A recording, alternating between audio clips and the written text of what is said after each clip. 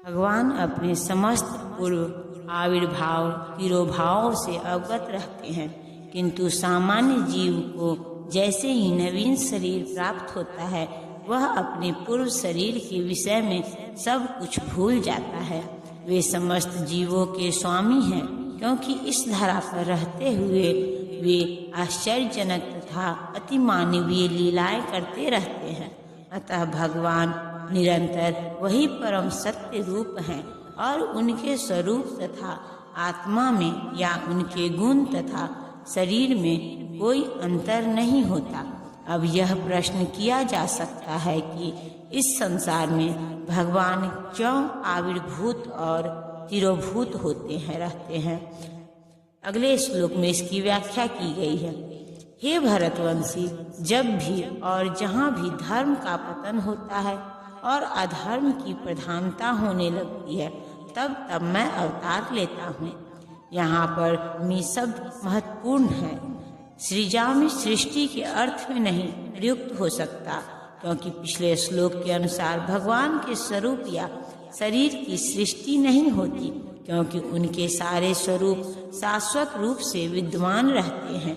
अतः सृजामि का अर्थ है कि भगवान स्वयं यथारूप में प्रकट होते रहे। यद्यपि भगवान कार्यक्रम अनुसार अर्थात ब्रह्मा के एक दिन में 7वें मनु के 28वें युग में द्वापर के अंत में प्रकट होते हैं, किंतु वे इस नियम का पालन करने के लिए बाध्य नहीं हैं, क्योंकि वे स्वेच्छा से कर्म करने के लिए स्वतंत्र है। अतः अब भी अधर्म की प्रधानता तथा धर्म का लोप होने लगता है तो वे स्वेच्छा से प्रकट होते हैं। धर्म के नियम वेदों में दिए हुए हैं और यदि इन नियमों के पालन में कोई त्रुटि आती है तो मनुष्य अधार्मिक हो जाता है। श्रीमद् भागवत में बताया गया है कि ऐसे नियम भगवान के नियम हैं। केवल भगवान ही किसी धर्म की व्यवस्था कर सकते हैं। वेद भी मूलतः ब्रह्मा के हृदय में से भगवान द्वारा उच्चरित माने जाते हैं। अतः धर्म के नियम भगवान के प्रत्यक्ष आदेश हैं।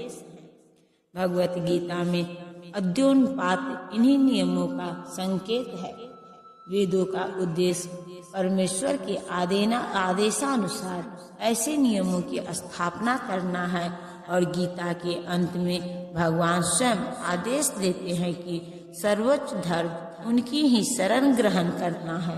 वैदिक नियम जीव को पूर्ण शरणागति की ओर अग्रसर कराने वाले हैं और जब भी असुरों द्वारा इन नियमों में व्यवधान आता है तभी भगवान प्रकट होते हैं। श्रीमद् भागवत पुराण से हम जानते हैं कि बुद्ध कृष्ण के अवतार हैं, जिनका प्रादुर्भाव उस समय हुआ जब भौतिकतावाद का बोलबाला था और भौतिकतावादी लोग वेदों को प्रमाण बनाकर उसकी आड़ ले रहे थे। यद्यपि वेदों में विशिष्ट कार्यों के लिए पशु बलि के विषय में कुछ सीमित विधान थे, किंतु आश्री वृत्ति वाले लोग वैदिक नियमों का संदर्भ दिए बिना पशु बलि को अपनाए हुए थे। भगवान बुद्ध इस अनाचार को रोकने तथा अहिंसा के वैदिक नियमों की स्थापना करने के लिए अवतरित हुए। अतः भगवान के प्रत्येक अवतार का विशेष उद्देश्य होता है और इन सब का वर्णन शास्त्रों में हुआ है। यह तथ्य नहीं कि केवल भारत की धरती में भगवान अवतरित होते हैं, वे कहीं भी और किसी भी काल में इच्छा होने पर प्रकट हो सकते हैं। वे प्रत्येक अवतार लेने पर धर्म के विषय में उतना ही कहते हैं जितना कि उस परिस्थिति में जन समुदाय विशेष समझ सकता है, लेकिन उद्देश्य एक ही रहता है, लोगों को इस भावना भावित करना तथा धार्मिक नियमों के प्रति आज्ञाकारी बनाना। कभी वे स्वयं प्रकट होते हैं तो कभी अपने प्रामाणिक प्रतिनिधि को अपने पुत्र या दास के रूप में भेजते हैं या वेश बदलकर स्वयं ही प्रकट होते हैं। भगवत गीता के सिद्धांत अर्जुन से कहे गए थे, अतः वे किसी भी महापुरुष के प्रति हो सकते थे। क्योंकि अर्जुन संसार के अन्य भागों के सामान्य पुरुषों की अपेक्षा अधिक जागरूक था। 2 और 2 मिलकर 4 होते हैं। यह गणितीय नियम प्राथमिक कक्षा के विद्यार्थी के लिए उतना ही सत्य है जितना कि उच्च कक्षा के विद्यार्थी के लिए। तो भी गणित उच्च स्तर तथा निम्न स्तर का होता है।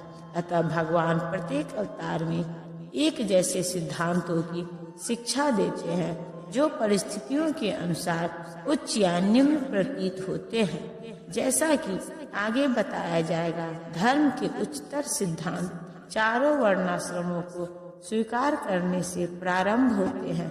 अवतारों का एकमात्र उद्देश्य सर्वत्र कृष्ण भावनामृत को उद्बोधित करना है। परिस्थिति के अनुसार यह भावनामृत प्रकट तथा अप्रकट होता है। भक्तों का उद्धार करने, दुष्टों का विनाश करने तथा धर्म की फिर से स्थापना करने के लिए मैं हर युग में प्रकट होता हूँ।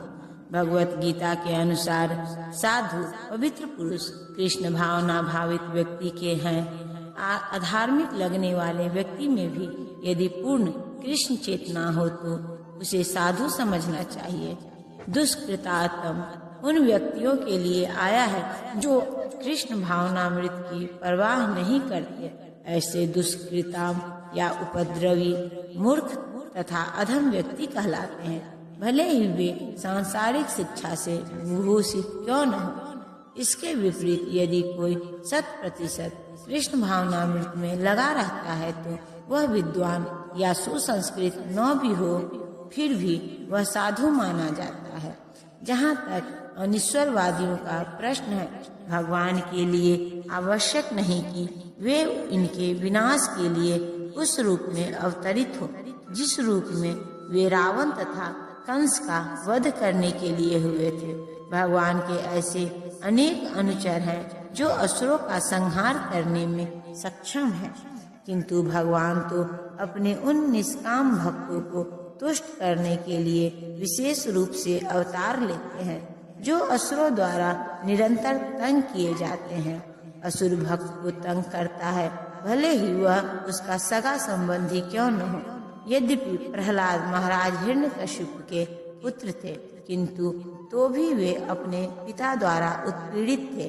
इसी प्रकार कृष्ण की माता देवकी यद्यपि कंस की बहन थी, किंतु उन्हें तथा उनके पति वासुदेव को इसलिए दंडित किया गया था क्योंकि उनसे कृष्ण को जन्म लेना था।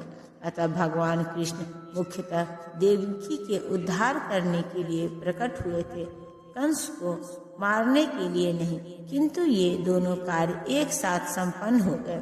अतः यह कहा जाता है कि भगवान भक्त का उद्धार करने तथा दुष्ट असुरों का संहार करने के लिए विभिन्न अवतार लेते हैं। कृष्णदास कविराज कृत चैतन्य चरितामृत के निम्नलिखित श्लोकों से अवतार के सिद्धांतों का सारांश प्रकट होता है। अवतार अथवा ईश्वर का अवतार भगवत धाम से भौतिक प्राकाट्य हेतु होता है। ईश्वर का वह विशिष्ट रूप जो इस प्रकार अवतरित होता है अवतार कहलाता है। ऐसे अवतार भगवत धाम में स्थित रहते हैं। जब वे भौतिक सृष्टि में उतरते हैं तो उन्हें अवतार कहा जाता है।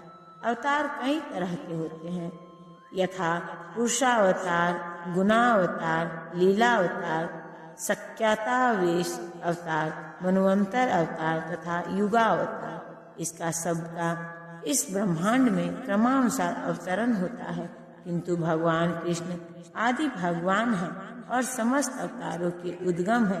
भगवान श्री कृष्ण शुद्ध भक्तों की चिंताओं को दूर करने के लिए विशिष्ट प्रयोजन से अवतार लेते हैं, जो उन्हें उनकी मूल वृंदावन लीलाओं के रूप में देखने के उत्सुक रहते हैं। अतः कृष्ण अवतार का मूल उद्देश्य अपने निष्काम भक्तों को प्रसन्न करना है।